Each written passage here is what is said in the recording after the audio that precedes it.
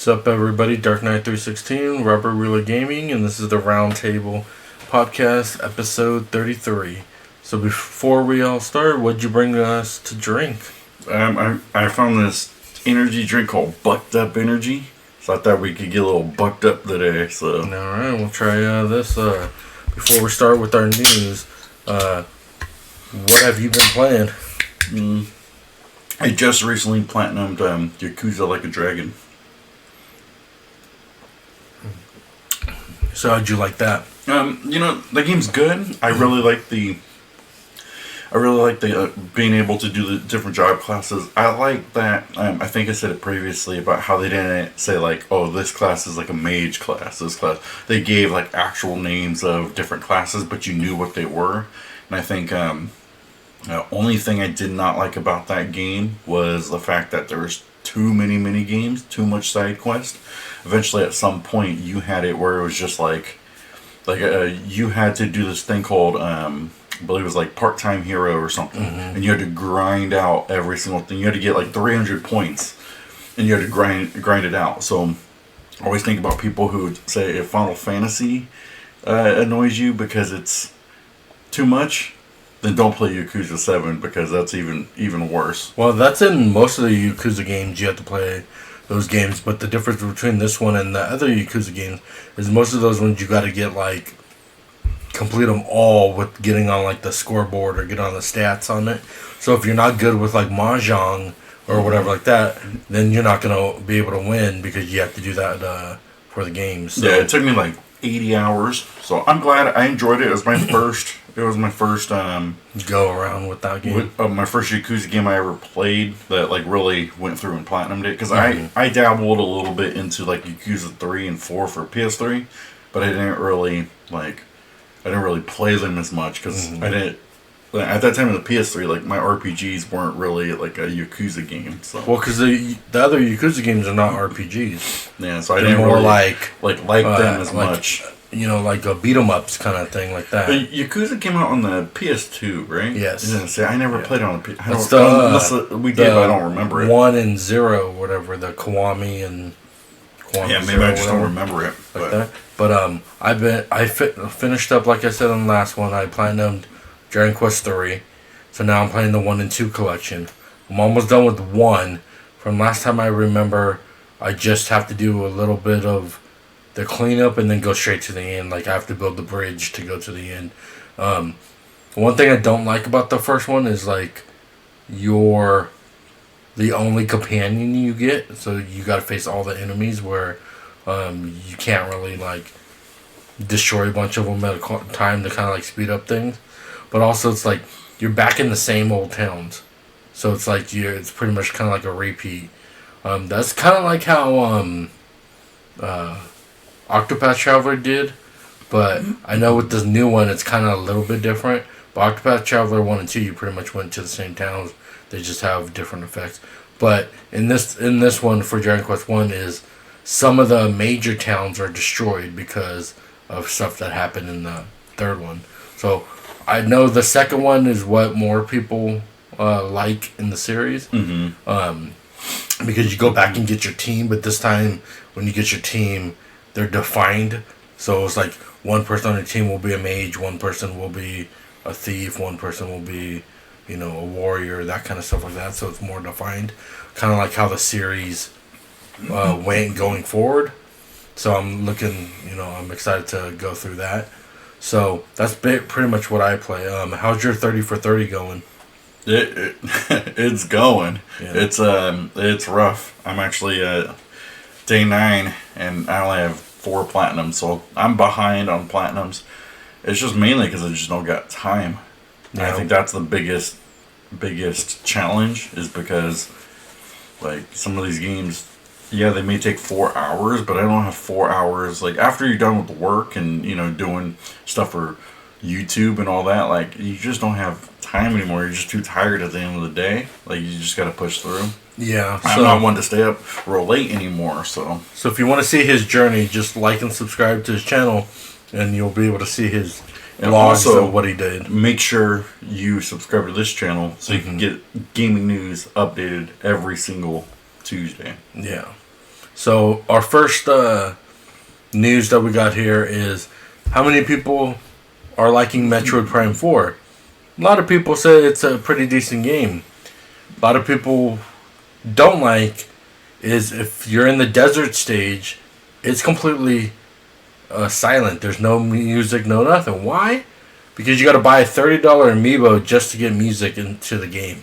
And that's typical now for Nintendo because people were complaining about the Switch 2 when it was coming out, putting some games on cartridges. Other games are like cartridge, but download, like all this little shenanigans. And then people were somewhat forgiving on it. But now it's like people are like, really? I got to spend $30 now just to get music in the game? Like, that to me is a ripoff. But also kind of tells you because like the new amiibos are around this price now too. But is the music free though? Like if I use the amiibo, well, it's not. Can I use that music on something else, or it's only for the game? It's only for this game. So then, basically, if I really like the soundtrack, they're basically just you have to pay more money. You have to pay $30 for the music on it. So they're just nickeling and diming you for everything that back in the day used to be just standard. Yeah, where's Nintendo gone, man? They used to not do this stuff. I know, that's what's weird. They used to be the one that people could trust that, like, oh, their games are complete. We don't have to worry about, any mistakes. Or if there was, then they would re-release the game. But $30 just for music in the desert area when you ride your bike, that most people don't like that anyway. Mm-hmm. And then I heard also that the style of this game is not like the part. So it says Nintendo's product description lists background music as a perk from owning the Samus amiibo, along with the ability to activate a shield that will block up to 99 damage and fully restore Samus's life once per day. Yes. Per day though, so you can't just keep hitting it. But that's the thing that's crazy about it though. It's like, people talk about microtransactions. Like, this is like a microtransaction, but using the amiibo. I could see them going forward with something like this.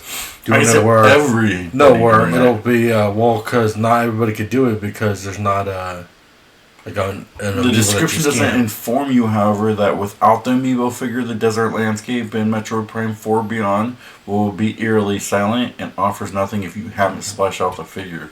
Yeah.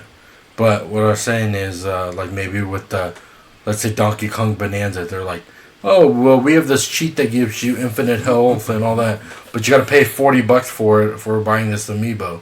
Like that, I could see them starting to add certain perks with that amiibo, so or maybe it'll be, oh, you want a DLC for this game? You gotta buy this $40 amiibo, and then you scan it. Only way you could get the DLC. Wait until they do Mario Kart. In order to play with Mario, you have to get an amiibo, or even matter of fact, you have to get all the amiibos for all the Mario Kart characters. Yeah, it'll just be, and you have to. It'll just be a basic one. It'll come with like one Mario Kart. No, I've never. And then if you play the other one, like if you want Luigi, you gotta buy the Luigi. I can see them doing that. I've never used like an amiibo. So I don't know how do I scan it into... You just scan it on the right joystick. Is there like a QR code or something that they scan it? Or there's a QR code at the bottom of the controller. So, the bottom of the figure. So you don't have to open it up at all to use... You can just scan it. You just scan it on the container. Yes, I've never used it, so I don't know. You can do it, and then it's supposed to give you in-game perks. Which, I'm like, this is dumb having to pay $40 on it, but... People will probably buy it. I know some people have bought it and try to flip it for twice as much already. Yeah. So, okay, so our next story is they updated the PS5 controller now. Now it has battery life. They removed one of the speakers on it. So, the microphone. So they don't have the microphone. I guess there was two on it, like one in the front, one in the back. So they removed that. Longer lasting. And then, so it's supposed to be a 15-hour battery life now. And they said it's going to start with the Jensen Impact controller that is getting pre-ordered. January, I believe it's the 16th. Yeah, so you want to look at it for a new code for it. The product code is like the CFI ZCT You should look for product code. There you go. Yeah. CFIZCT2W. That'll show you that it's the new and improved one on it. Which 15-hour battery life, I mean, that's pretty good. You know, I'm rotating 3 controllers right now to charge and play while. Yeah, well, if you got one of these bad. Controllers, you'll last 15 hours, which is pretty good because the controllers that they have now doesn't seem like they last that long. They don't. Because I remember, like, I'll just barely start up the system, play for a few hours, and then I'm looking, it's like one bar on the thing is gone on the controller, and I'm like, I barely even played it. Like, I keep it charging exactly the same, like, with that, the DualSense Edge. Are they going to do that with the Edge as well? Well, I don't know if they haven't said anything because I didn't hear about that, so they just did it with the DualSense. They haven't done it with the Edge. And then also, too, what I did not see is the price going to be the same, or are they raising it? I think that they're probably raising it because the Jensen Impact one was like 84 or something like that. Yeah, so 89. They're typically $84.99 now when they raise the price for like when you get these ones. I thought that they were 74 for the controllers. Yeah, no, when you get like the special ones, they're typically like the 80. 84. I'm paying like with tax, it's like 90 something. Okay, but that's why I'm wondering, like, are they just going to keep it standard at now 84 because they raised the battery? I know the Jensen one's 84. The Jensen Impact's 84. I don't know going forward if that's what it's going to be or what, but yeah. So go look for it if you're interested in buying a new controller. Just hold off until January when the Jensen Impact controller comes out, and then you'll benefit for the better controller.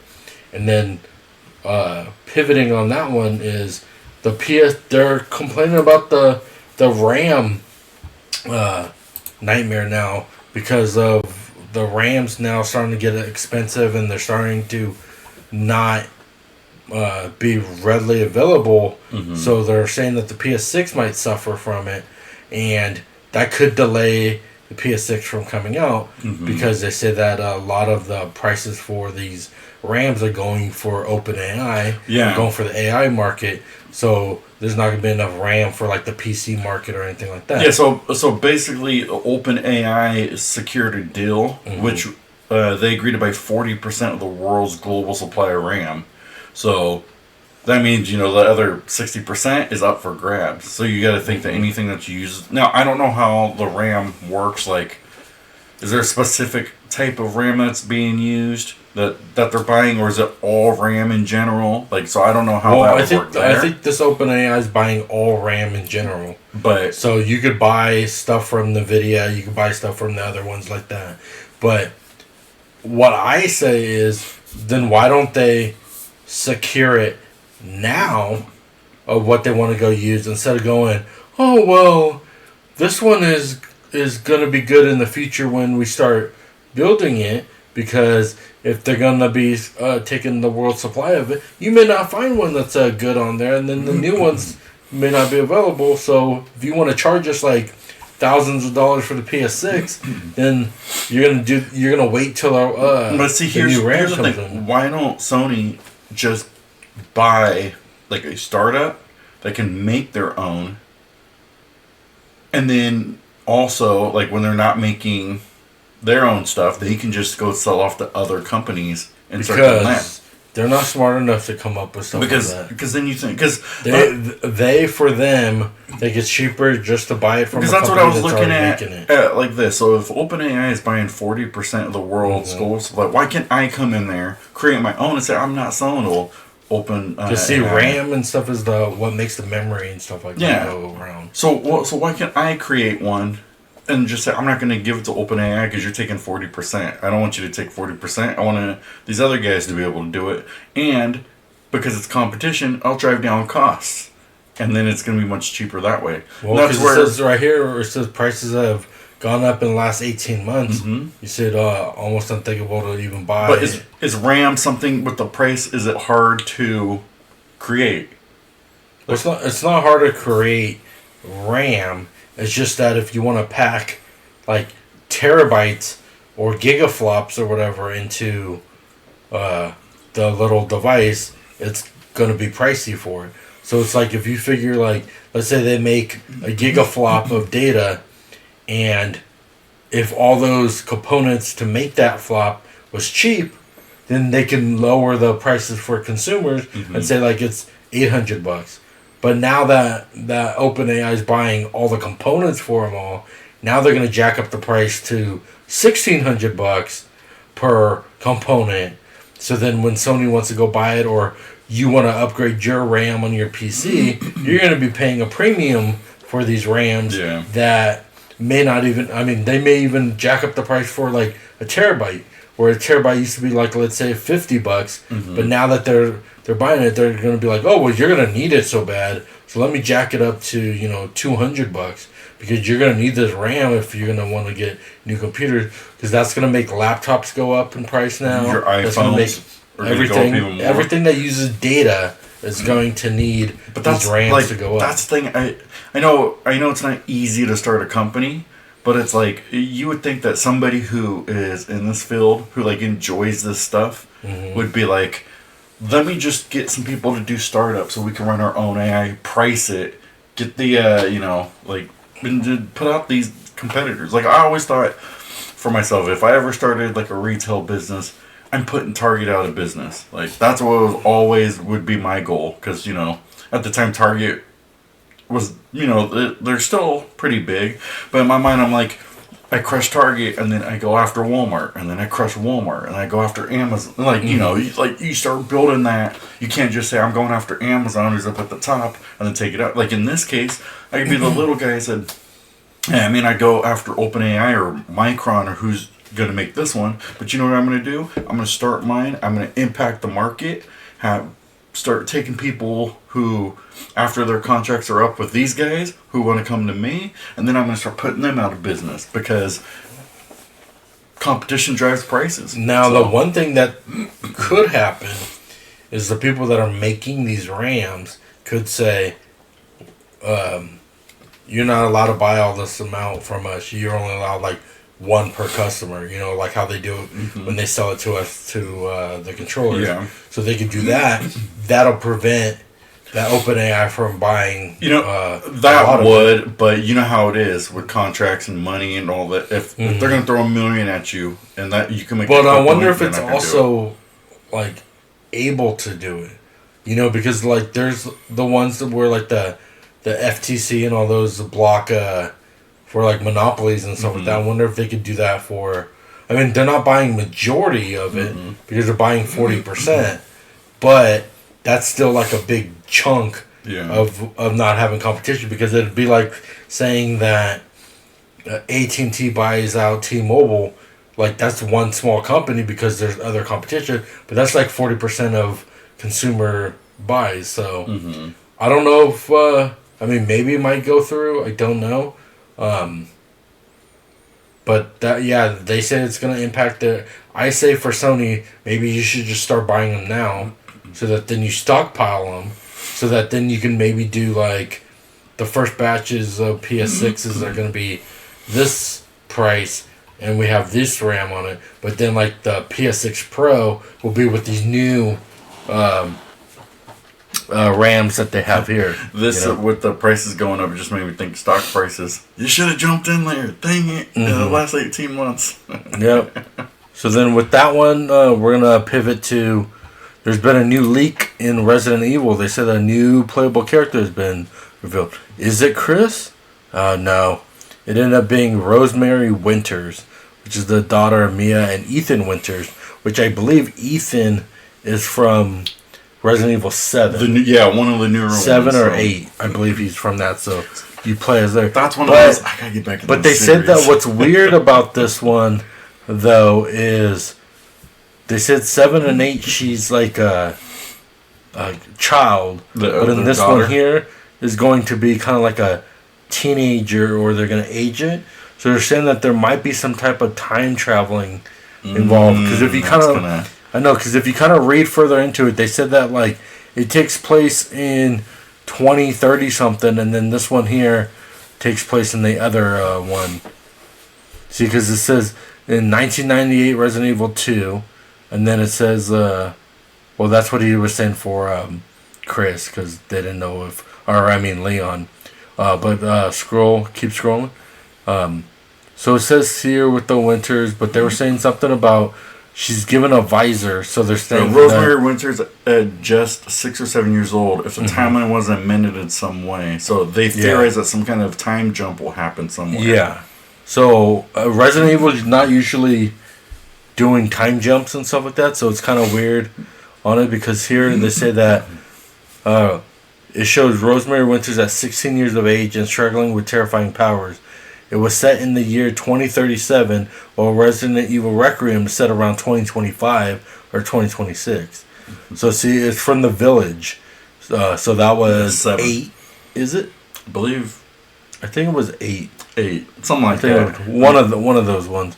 But so that's why if this rumor's true, there might be some type of time traveling involved. Maybe she's from the future trying to help prevent this from happening on there. But also, there was that leak with Leon's character with the costume as well too. So I don't know which one will be. I honestly think that it's probably both. Yeah, I think Leon's just because what they're trying to, because the game's not out till February, right? Something like that. So I think they're trying to protect, because you think if they leaked everything and the game got ruined because fans are like, oh, I don't like this, then they're not going to buy it. So I think a lot of it they might just trying to protect sales to say, oh, this is false, or come out in a way of saying like.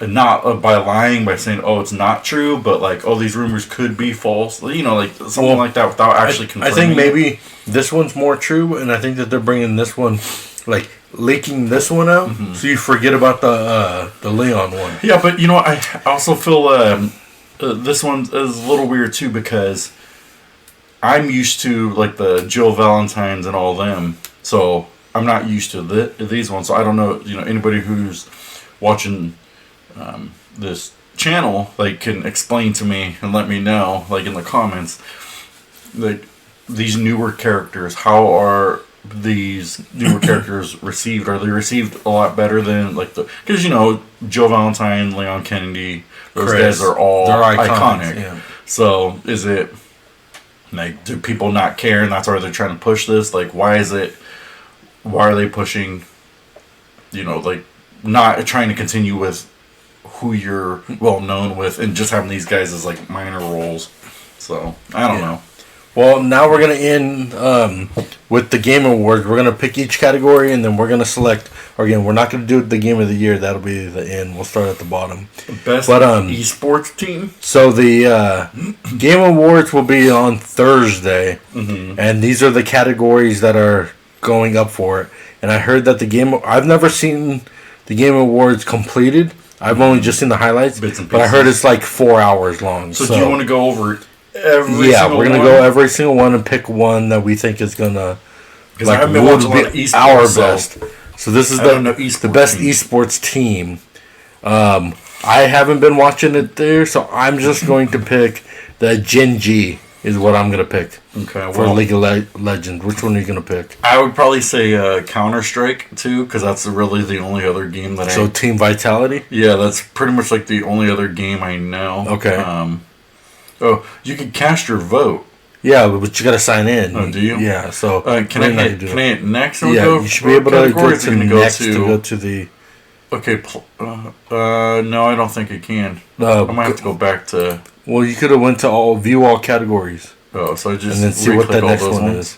So then best sports athlete we'll go to. Okay, so we want to go bottom. Yeah. Okay, so best sports athlete. Oh, esports athlete.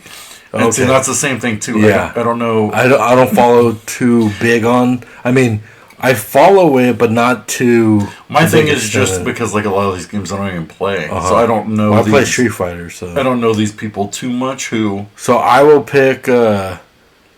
The Kakaru Watanabe. And that's what I was going to pick too. Okay. Just because, like, I know Street Fighter, but I'm not big on. So best esports game. I know League of Legends is pretty big, so I'm gonna go pick. I'll pick League of Legends. Yeah, I've never heard of this one. Moonton. It's a mobile Legends. You know what? Let's go with Valorant. No, that's the company that made it. Oh, is it? Because Riot makes League of Legends, Valve made Dota 2, and Counter-Strike 2. Yeah, So, Valve made. Yeah. So yeah, Valorant is the game because Yes. that's Counter-Strike 2. Yeah, but you were saying Moontan. I was like, that's the one that created that game. Yeah, so I'll go Valorant. So you'll go Valorant. I'll go League of Legends, and then Content Creator of the Year. Let's see. Do I know any of these people?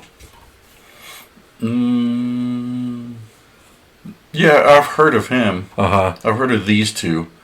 I've never heard of the rest of these, but I'd probably go with this Sakura Miko. I'll just go with the burnt peanut because all I'd probably those go other with ones I'm not going with. Sakura Miko because for me, I think it's weird to have a avatar a VTuber. Yeah, and it's like you paid for this VTuber and then you're making money off of VTuber without actually like showing your brand.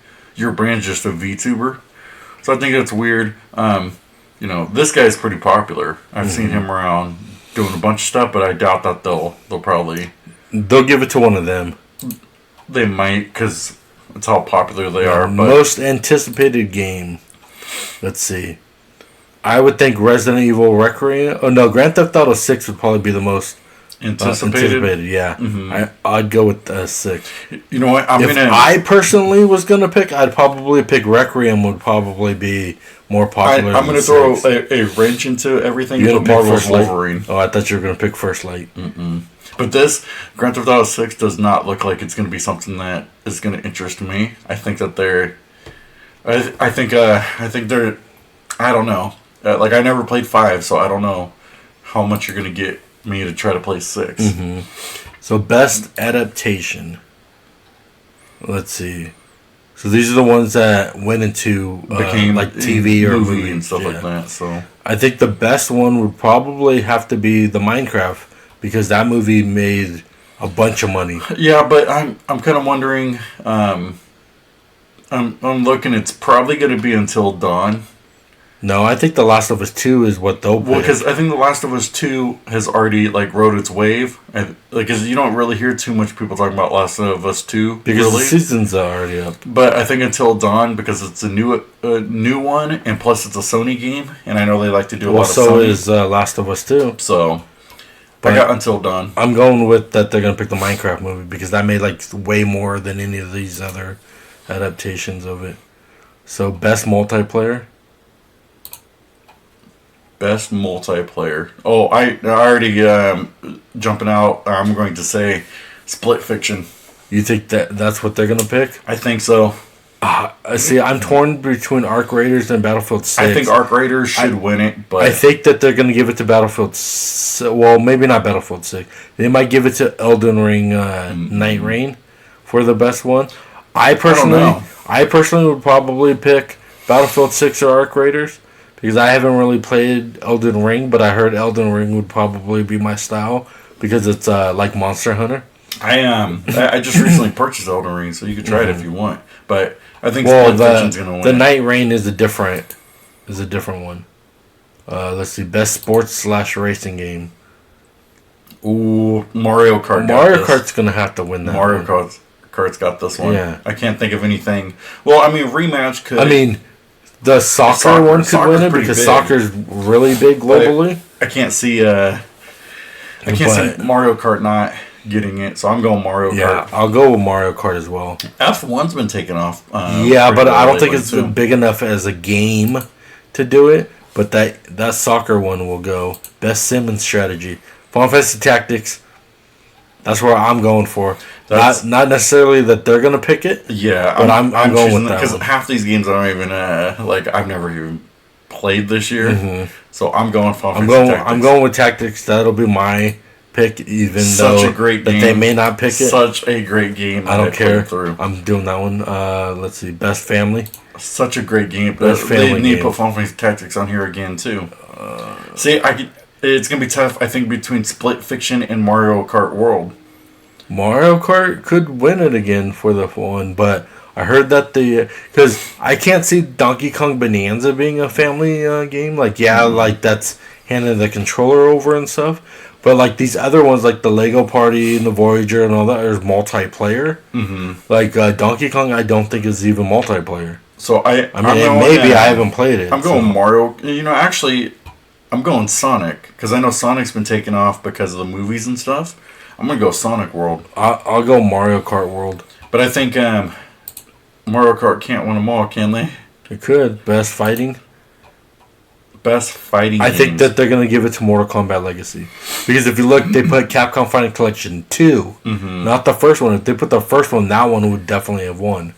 All these other ones, I don't think would be as big as Mortal Kombat. Yeah, because Virtual Fighters 5, like, that came out, it kind of got mixed reviews. Fatal Fury didn't that game bomb? I don't know if it's completely bombed, but it didn't really get out as much. And then that 2XKO I heard is starting to get popular. But that Capcom Fighting Collection 2 is the inferior one from the first Capcom collection. So out of these categories, Mortal Kombat would definitely win. But you also got to think too, because this one just came out this year. The other collection, well, so did Mortal Kombat. So Mortal Kombat came out this year too. Yeah, but the Fighting Collection 1 came out last year, so that's why they wouldn't have it. But I'll go with you said this one's popular. I'm going with that one because I think Mortal Kombat's too broken that everybody get all mad. Yeah, but I think Mortal Kombat's going to be the one that wins it. Best RPG. Best RPG. All right.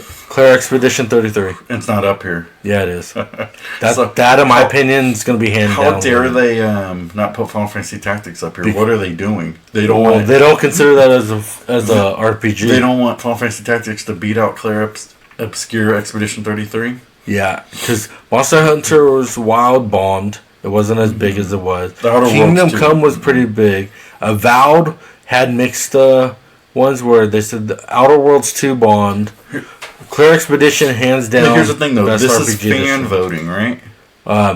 It's technically industry ones voting, so people will vote for. Because if you really think about it, my pick, Expedition 33, should win it. It should win it, but you know that they might give it to like a Monster Hunter World or something. If they were to pick, they'd either pick Avowed or Kingdom Best Come. RPG Best action adventure of the year. Okay, so action adventure, they're gonna give it to Ghost of Yotai. I think I'd either give it to Death Stranding 2 or Indiana Jones.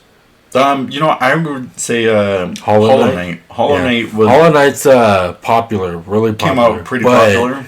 Knowing with Jeff Keighley and stuff, he's probably going to pick Ghost of Yotai. He would probably pick, I think one of these two. But if you figure all these games, but I believe Split Fiction, are all sequels. Pretty much, yeah. So, if you're trying to do, like, best game, like, Split Fiction should win it then because they're not a sequel. So all these ones, everybody already played it. Where do they leave best action game? Yes. Ooh.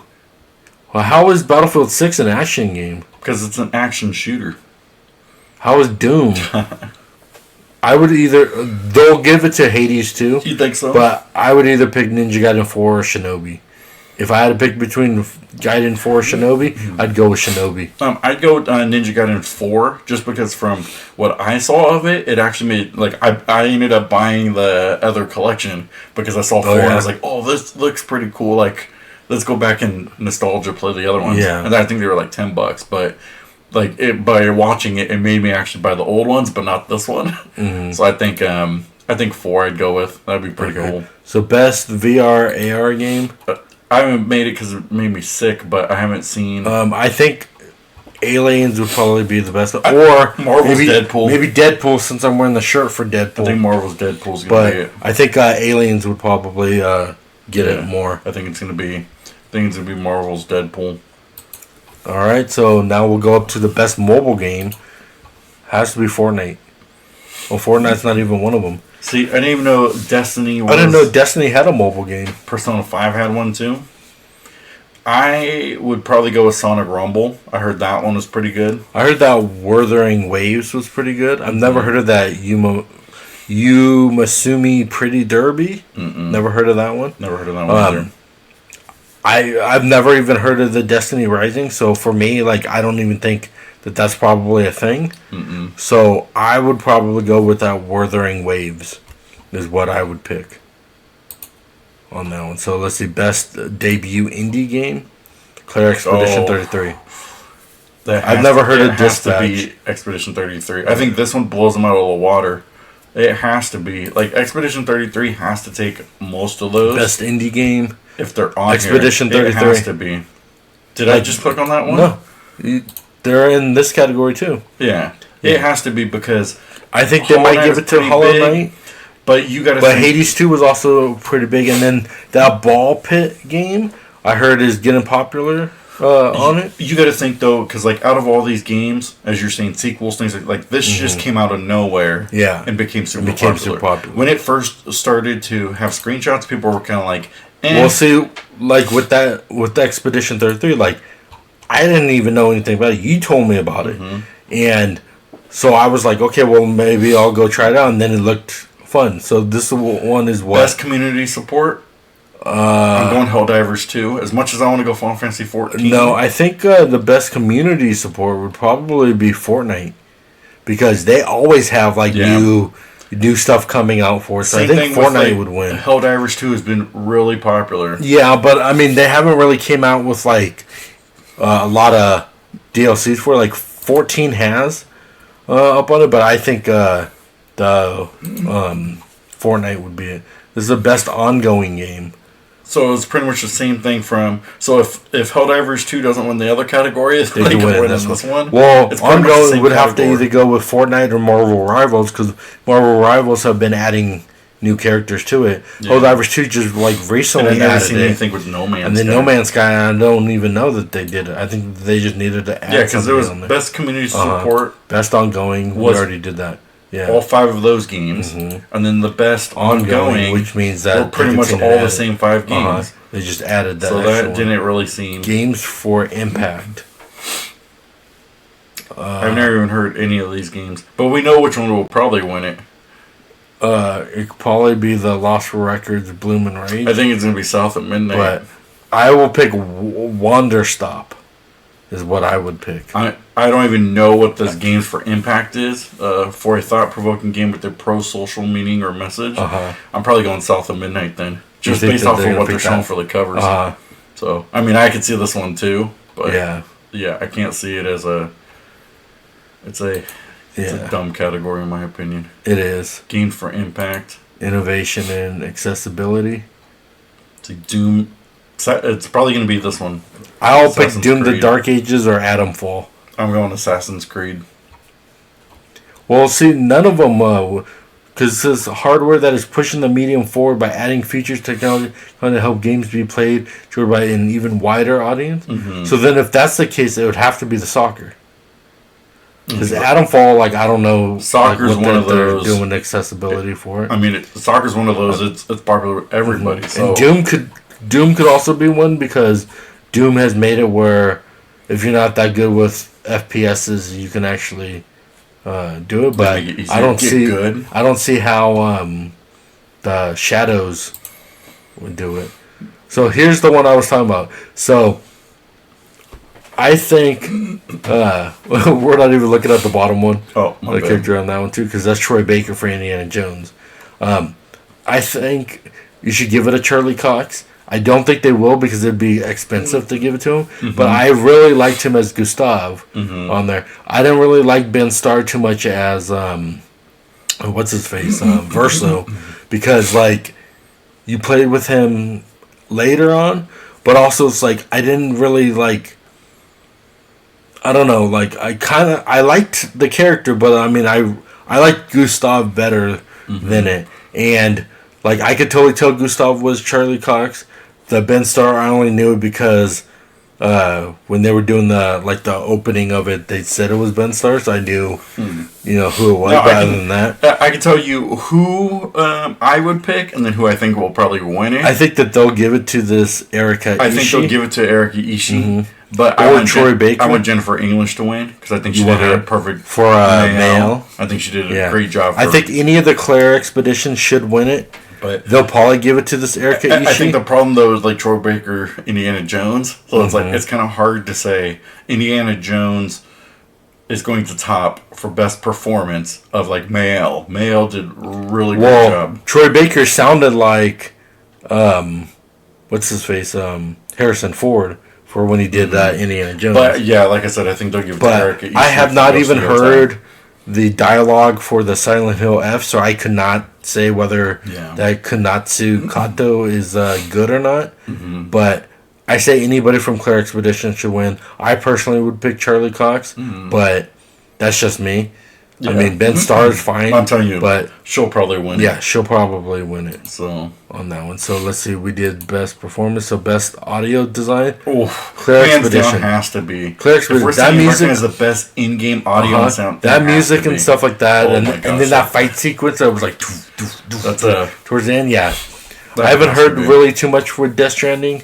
I heard that that's pretty good, but You it has to can't. be. This is the same thing too. Best score in music. If you played any of these, like if you played Expedition 33, that blows everything out of the That water. Lorien tested you one, can't like go unless you're like a a fan, like a real big fan. If you played this like Expedition 33 to people who've never played RPGs, they're gonna be like out of. I mean, I heard the Such a Hollow great Knight game.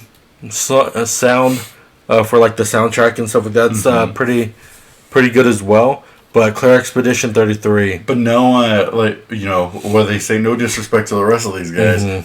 Claire Expedition 33. Yeah. This is one that of those music games was good. When I was like telling you about it, I was like, the game looks really good. This sounds like old school, like Final Fantasy music that you enjoyed when you're playing through the game, like different things. Like this game, actually, even though I platinumed it, makes me want to go back and play through a new game. Well, when they do that DLC, I might go back. I think I'll go back because the game was so fun.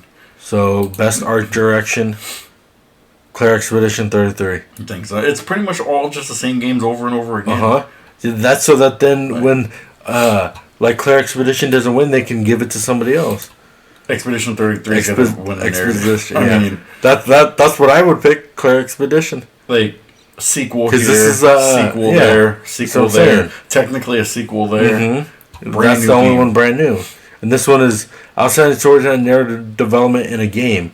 And Claire Expedition, I was shocked because I didn't think that the direction that they were going to go. Where, I mean, if you haven't played it, spoiler alert. I mean, the game's almost been out a year now. Gustav dies in the game towards the beginning of it, and I wasn't expecting that for him to die. I was just expecting you're going to get more characters. My biggest thing, I didn't know he was going to. In Expedition 33 is I can't find any flaws of the game. Like, I can't find anything where I said, this was really terrible. Like, playing through the game. I couldn't find anything. But I mean, the one thing I would probably say would be those Pictos.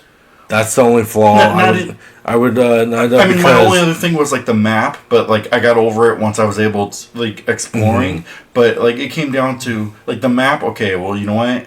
Robert, you just gotta explore more. Like, something you don't like to do. Great. I explored it. But, like, there are times when you're playing an RPG and it's like, oh, the battle system's terrible. There wasn't anything I could sit there and pick apart and go, oh, well, yeah, because with the battle system with the dodging and stuff, that's based off of you. That's not they made it hard or anything like that. It's you just got to learn how to dodge. So are we saying that we're basically Expedition 33 biased best game direction? So awarded for outstanding what? Scroll up. Creative vision and innovation in a game direction and design. Claire Expedition 33. Expedition 33. Because that was a game that, And that was best game direction, right? Yes. Was that? Yes. So, game of the year. Our final pick. If you didn't guess what our game of the year is out there, it's going to be Claire Expedition 33. Donkey Kong Bonanza. Oh, yeah, that's what you're going to pick? Claire Expedition 33. Sadly, I want Expedition 33, but I think it's going to be Death Stranding. You think that they're going to pick that as game of the year? That's going to be the big shocking? Yep. Because we didn't even see Kingdom Come. Only reason why is because, as we say with Jeff Keighley, he's the fanboy of Kojima. So yeah, he might. They're gonna win it. Do that one, even though and then too, you got to think if it's fan vote, a lot of people might not even like this. So out of those only 2 of them are regular games. Like the other ones are all sequels.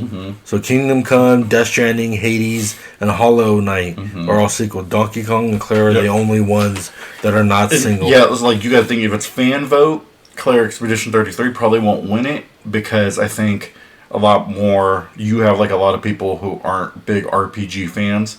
Even though like they probably bought it, they probably played it. It was like, oh, you know, this game cool, better than Final Fantasy, which whatever. is not for me. But I think if the fans picked it, I think that they'd either pick. I think Donkey Kong Bonanza. I think they'd either pick Donkey Kong Bonanza or Hollow Knight. I don't think so because Hollow Knight's pretty popular. I think Hollow Knight would, because remember there was a lot of backlash on Donkey Kong Bonanza. Mm-hmm. So if it's fans, I think you're right. I think it's Hollow Knight. Yeah. I don't think Kingdom Come even.